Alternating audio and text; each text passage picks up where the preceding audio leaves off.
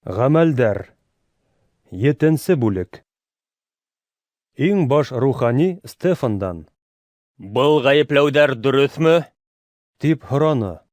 Туғандар һәм аҡһаҡалдар, Тип һүҙ башланы Стефан.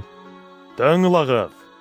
Атабыҙ Ибраһим Харан ҡалаһына күсеп килгәнгә тиклем, Месопотамияла йәшәгән сағында уға Алла үҙенең балҡып торған шөһрәтендә күренгән. Ул үҙең йәшәгән ерҙә һәм үҙ нәҫел-нәсебеңде ҡалдыр ҙа, мин күрһәтәсәк ергә кит тигән. Ибраһим Хәлдәйҙәр еренән сығып, Харанға күсеп килгән. Атаһы вафат булғандан һуң, уны Алла хәҙер һеҙ йәшәгән бына ошо яҡтарға күсергән. Бында уның үҙенә аяҡ баҫырылыҡ та ер бирмәгән. Ләкин уға һәм уның киләсәк быуындарына был ерҙе вәғәҙә иткән. Ә ул ваҡытта әле Ибраһимдың балалары ла булмаған.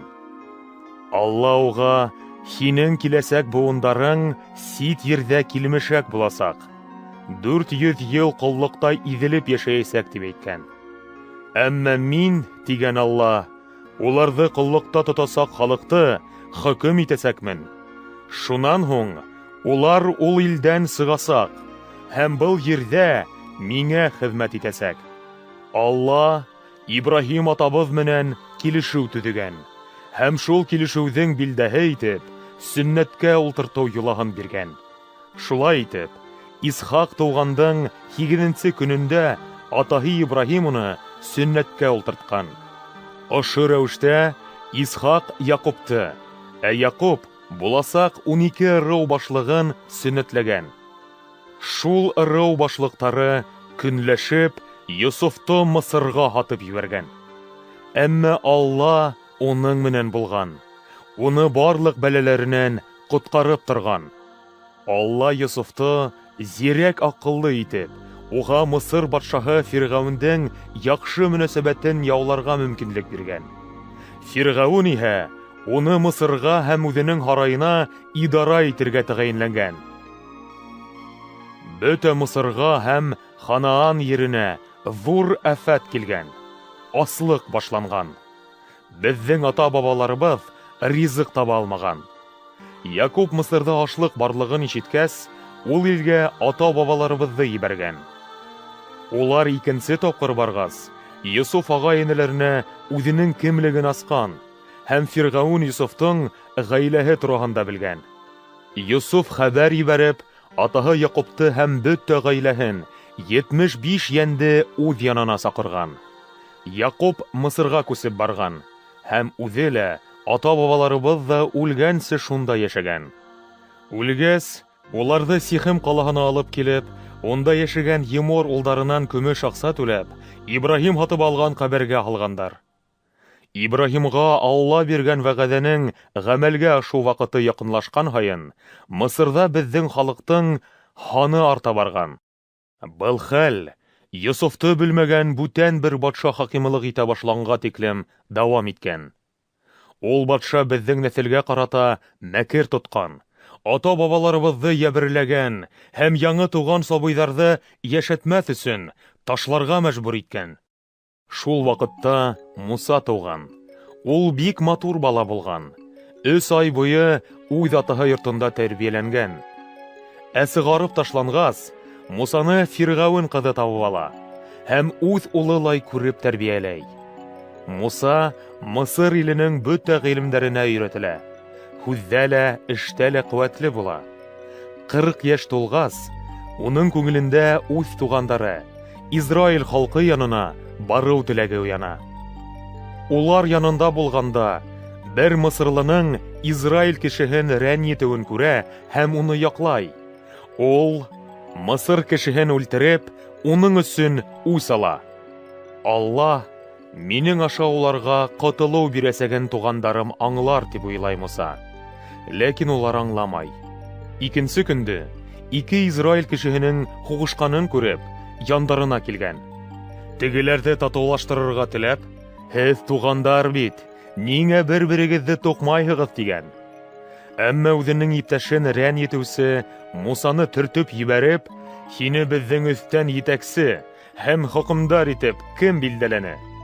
Кисә Мысыр кешеһен үлтергән кеүек, мине лә үлтерергә теләйһеңме әллә тигән.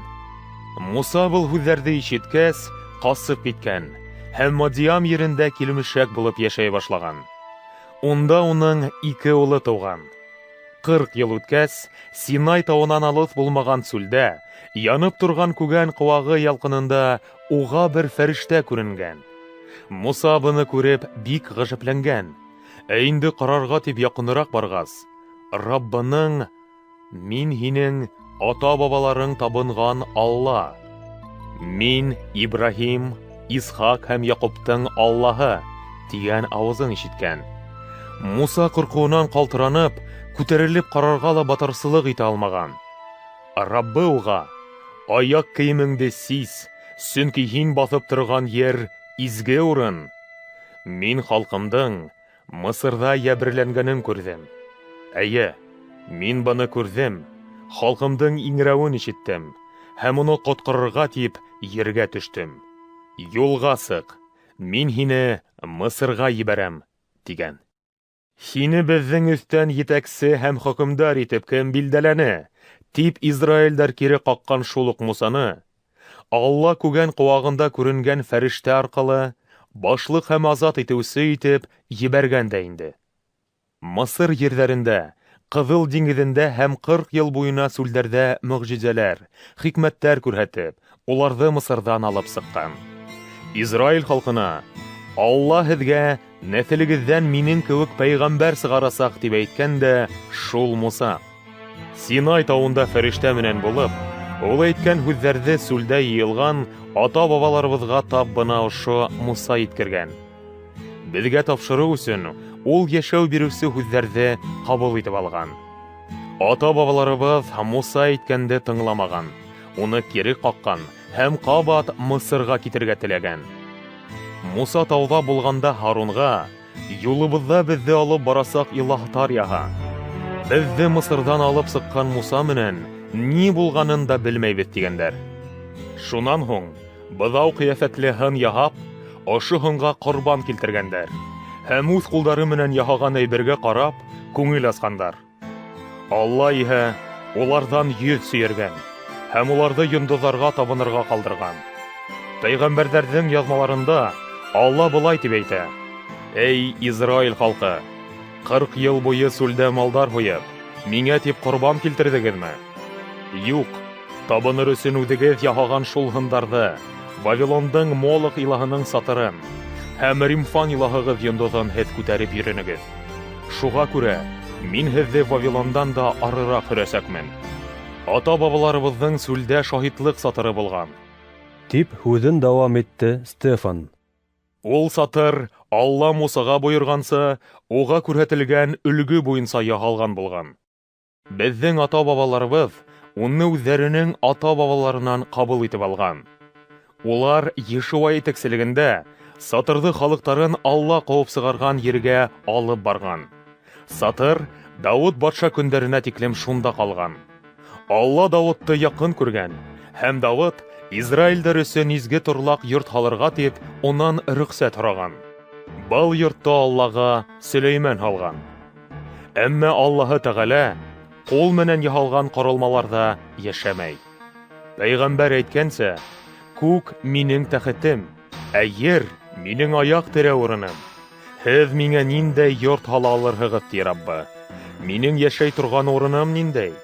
Быларҙың һәммәһендә минең ҡулдарым бар итмәнеме ни? Тиҫкәре халыҡ!» тине Стефан. «Сөннәтте ҡабул итһәгеҙ ҙә, йөрәктәрегеҙ ҙә, ҡолаҡтарығыҙ ҙа бикле. Һеҙ аталарығыҙ кеүек үк, изге рухҡа һәр ваҡыт ҡаршы киләһегеҙ. Һеҙҙең ата-бабаларығыҙ эҙәрлекләмәгән берәй пәйғәмбәр ҡалды микән? Улар хаҡ булған заттың килерен алдан хәбәр итеүселәрҙе үлтергән. Ә хәҙер һеҙ уның үҙенә хыянат иттегеҙ һәм уны үлтерҙегеҙ. Һеҙ фәрештәләр аша Алланан бирелгән ҡанунды ҡабул итеп алдығыҙ, ләкин уны үтәмәнегеҙ». Ошо һүҙҙәрҙе ишеткәс, юғары кәңәшмәлә ултырыусылар асыуҙан тештәрен шығырлатты. Изге рух менән тулы булған Стефан иһә күккә текләп, Алланың балҡыусы шөһрәтен һәм уның уң ягында торган Гайсаны күрде. Мин асылган күктәрдә һәм Алланың уң ягында торган Адәм улын күрәм. Тине ул. Кәңәшмәләгеләр, колакларын каплап, акыра-акыра бөтәһе бергә Стефанга ташланды. Каланан куып сыгарып, уга таш бәрә башланылар. Шаһиттәр иһә үзләренең өс киемен Савл исемле бер яшь егет янына куеп торды. Улар таш бәргән вакытта Стефан дуга кылды ла: Раббам Гайса, минең рухымды кабул ит. дигән һүзләр менән тубыкланып, көсле тавыш менән: Раббам, был эште уларга гөнаһ итеп һанама. дип ян бирде.